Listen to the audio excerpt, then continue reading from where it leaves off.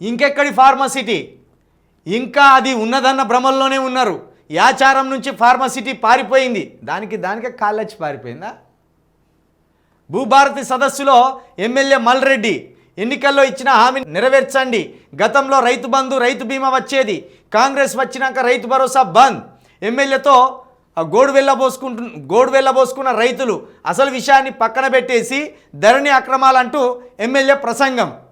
గతంలో ఫార్మసిటీ బాధిత రైతులు కన్నీరు పెట్టారు.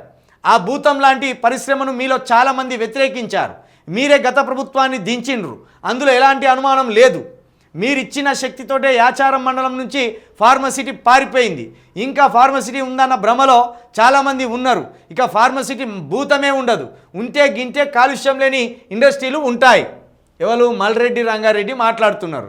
సరే, ఇక్కడ యాచారంలో ఫార్మసిటీ పారిపోయింది, కానీ ఇక్కడి నుంచి పారిపోయిన ఫార్మసిటీ ఎక్కడికి పోయింది? లగిచెర్లకు ఉరికింది.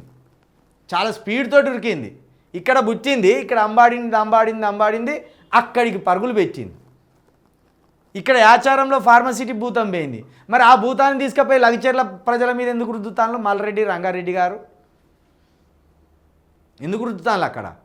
ఇక్కడ యాచారం ప్రజలకేమో ఎలాంటి కాలుష్యం లేకుండా, ఎలాంటి ఆరోగ్యాలు పాడు కాకుండా బతికిచ్చిండ్లు అంటాను.